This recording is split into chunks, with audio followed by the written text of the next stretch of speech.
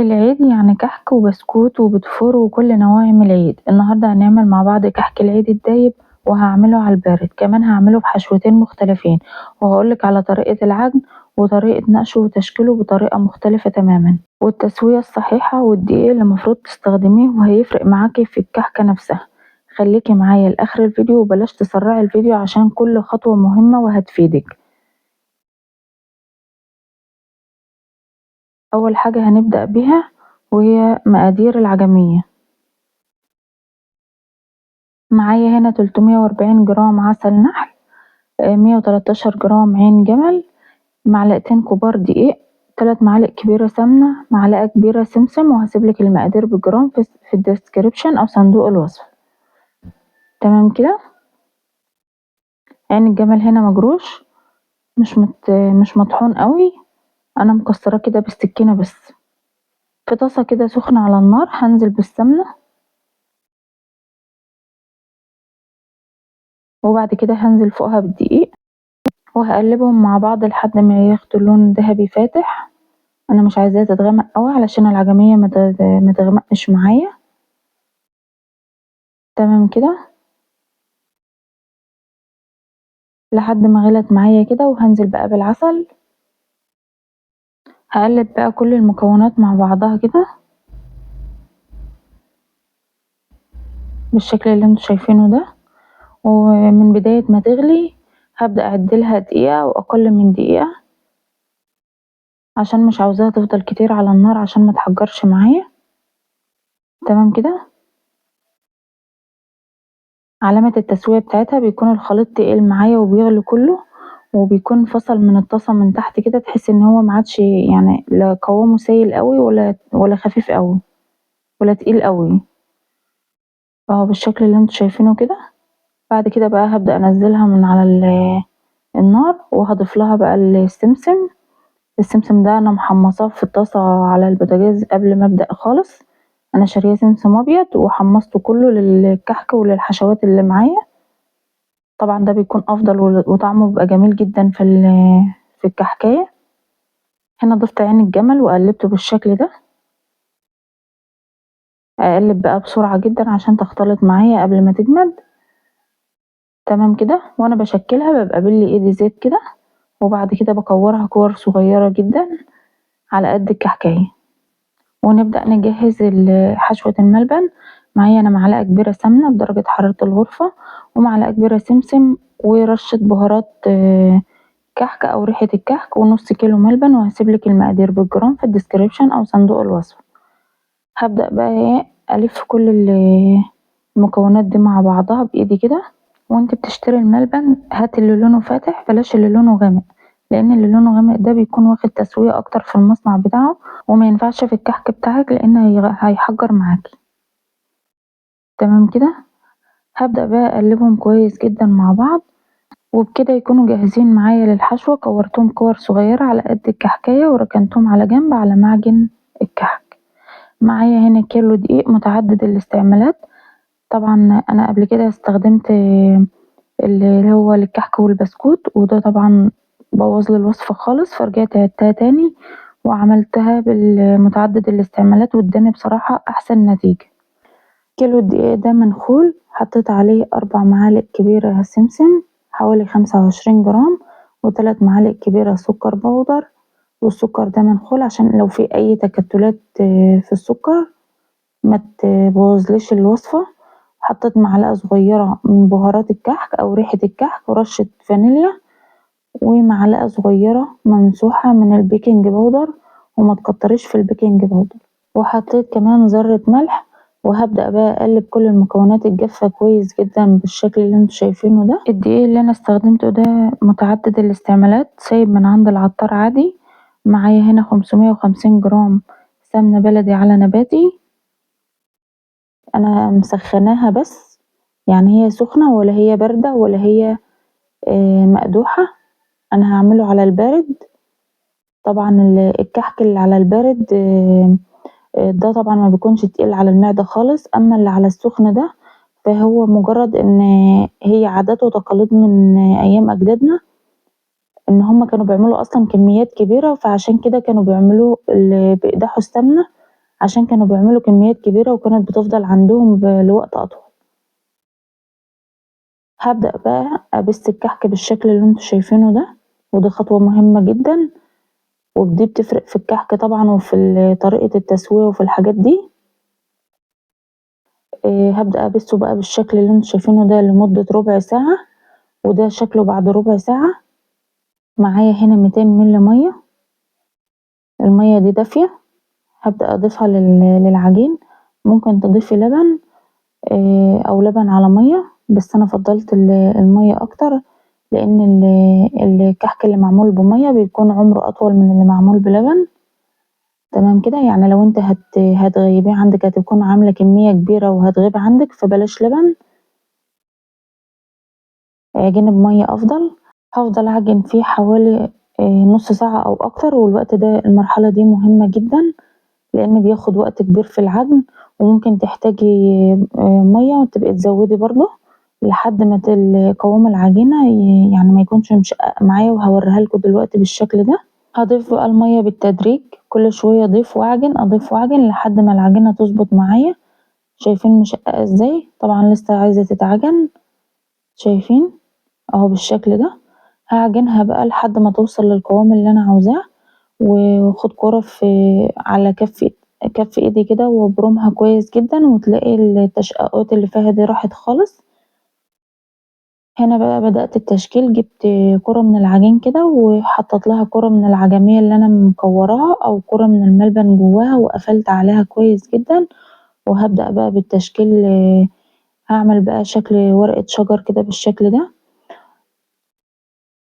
رسمتها كده على كفة إيدي بالشكل ده، وبدأت بقى أعمل كده خط في النُص. طيب لو المنقاش بتاعي بينتش العجين أو العجين بمعنى أصح بيلزق فيه، أعمل إيه؟ طبق دقيق زي اللي أنا جايباه ده، وهابدأ أنزّل فيه المنقاش وأقوم خابطاه خبطتين كده أنزّل الدقيق منه، وبعد كده أبدأ أنقش بيه. طبعًا ده بيبقى عيب منقاش يا جماعة، لإن هو المنقاش اللي معايا ده بيكون يعني ليه تكنيك خاص كده لإن أنتِ يعني تختاري المنقاش بطريقة صحيحة. تمام كده. جِبت هنا قطعة عجين تانية وهابدأ أفردها بالشكل اللي انتم شايفينه ده. جِبت كده كيس وحطيت قطعة عجينة وقفلت عليها وهابدأ أفردها بالنشابة. هاعمل كده أشكال صغيرة،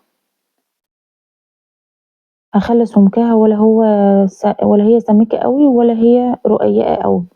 جِبت كده القطّاعة بتاعة عجينة السُكّر وهابدأ كده أشكِّل العجينة بتاعتي على شكل وردة أو أي أشكال من اللي أنا عاوزاها.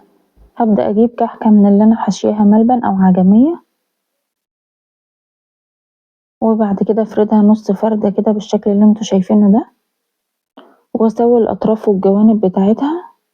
تمام كده، ما تحاوليش تفردي الكحكة أوي عشان ما يبقاش حجمها كبير. هاحطها كده على السكرابر عشان أعرف أتحكم فيها بالشكل اللي انتم شايفينه ده، وجنب مني كده طبق فيه دقيق على مَيّة ومخففاه بمَيّة بس وخلاص. وجبت الفرشة كده ودهنت نُص دهنة كده وحطيت الوردة فوقيه، لزقتها كده وأبدأ أسكّنها وأضبّطها كده، وحطيت فيها لولي. اللولي ده حراري بيدخل الفرن عادي، بييجي من عند مستلزمات الحلويات. وهابدأ بقى أشكِّل بالمنقاش بتاعي، أنزّله في الدقيق كده وأبدأ أعمل خطوط حوالين الوردة بالشكل اللي انتم شايفينه ده. كل ما ضيّقت النقشة أو الخط كل ما طلعت الكحكة معاكِ جميلة جدًا وشكلها رقيق أوي، وكل ما كان الخط ده رفيّع كل ما ادّاكِ شكل أحلى بكتير من الخط اللي هو السميك. تمام كده. هاورّيكم شكل تاني، اللي هو الشكل اللي إحنا كلّنا عارفينه. هاعمل كده 3 خطوط بالطول وجنبهم بالضبط 3 خطوط بالعرض. تمام كده. وأنتِ بتشتري المنقاش خلّي بالِك تجيبي المنقاش اللي هو لمّا تمسكيه وتضغطي عليه كده يكون هو خفيف أو يكون مش قوي أوي، لإن القوي ده أو الجامد ده هو اللي بينتش معاكِ العجين. إنما اللي بيكون القوام بتاعه ما بيكونش أو المقاومة بتاعته بتكون ضعيفة ده اللي بيكون كويس جدًا وبينقش معاكِ حلو أوي، بس أنا اتصرّفت الحمد لله يعني عملته في دقيقة. نقشتها بقى بالشكل ده، وتعالوا نتكلم شوية على موضوع التسوية، التسوية يا جماعة لو كانت الكحكاية مش محشية هنعملها على درجة حرارة يعني لو الكحك سادة هنعمله على درجة حرارة 160 لو الكحك محشي هنعمله على درجة حرارة 180 طب ليه بقى؟ علشان ال180 أعلى شوية فعشان تحافظلي على الحشوة جوه الكحكاية أو الملبن ميحجرش معايا ويفقد السوائل اللي فيه وبعد كده الكحكاية بتاعتي تكون باظت تمام كده، أما ال160 فال160 ليه؟ علشان ال160 أهدى شوية هتسويلك الكحكاية كويس جدًا ومتبقاش طرية من قلبها تمام كده، بنحط الصينية على الرف اللي في النُص بنسخن الفرن مسبقًا على درجة حرارة عالية جدًا، خلّي بالِك لو دخّلتِ الكحك على درجة حرارة هادية أو ما يكونش الفرن سخن أوي هتفرش معاكِ الكحكاية تمام كده، طيب أنا ممكن الكحكاية تفرش معايا بسبب إيه تاني؟ بسبب الدقيق اللي أنا مستخدماه أو بسبب السوايل كتير جدًا في العجينة، طب الحل إيه؟ ممكن تضيفي معلقتين ل3 معالق دقيق في الوقت ده، ويا ريت تجربي في كحكاية أو 2 قبل ما تبدئي تحطي يعني صينية كبيرة وتبدأ تبوظ معاكِ تمام كده، طيب لو الكحك شقّق معايا وهو طالع من الفرن بعد ما استوى هيبقى عيب حاجة من الاتنين، يا إما العجينة فوق الحشوة رقيقة جدًا، يا إما أنتِ ما بسّطيش الكحك كويس أوي والخطوة بتاعة بَسّ الكحك دي مهمة جدًا. طب لو الملبن لقيته محجر جوه الكحكاية يبقى انت قعدتيه كتير في الفرن وخد تسوية اكتر من اللازم فعشان كده الملبن فقد السوائل بتاعته وحجر معاكي طيب لو النقشة بتاعة الكحكاية راحت من عليها يبقى خد خميرة كتير أو غاب كتير في الخمر بتاعه تمام كده وده السبب بصراحة اللي خلاني محطش فيه خميرة وحطيت فيه بس بيكنج باودر ومكترتش كمان حطيته على الشبكة في الرف اللي في النص لحد ما احمر من تحت واخد لون دهبي وبعد كده شغلتله الشواية على نار هادية أو على أهدى درجة لحد ما أخد لون الدهبي معايا تمام كده وطلع بالشكل اللي انتوا شايفينه ده يا رب يكون النقشات اللي انا عملتها عجبتكم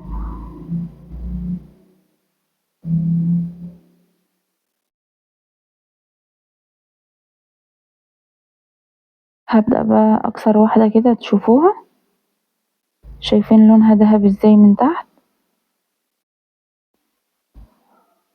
طبعا التسوية الصحيحة للكحك بيكون لونها من تحت زي من فوق تمام كده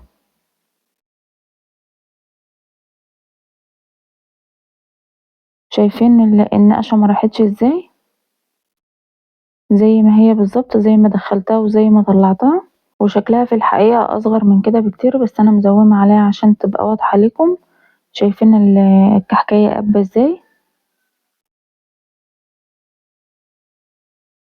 والملبن طري جواها خالص شايفة الكحكاية دايبة جدا تتكسر معايا بسهولة والملبن طري جدا جواها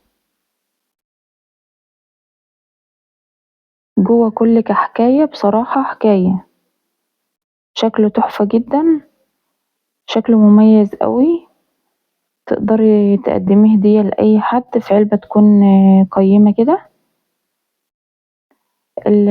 الكحكاية دي اللي بالعجمية العجمية كانت طرية برضو جدا معايا ما نشفتش ولا حاجة في الكحكاية طعم السمنة البلدي مع الكحك بيفرق جدا في طعمه حلو جدا شايفين العجمية مالية الكحكاية من قلبها ازاي بضغط عليها بإيدي طرية جدا جدا بالشكل اللي انتوا شايفينه ده.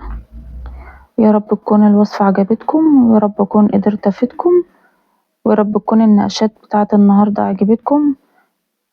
لايك وشير وسبسكرايب على قناة نوتيلا وموتزاريلا، وكل عام وأنتم بألف خير،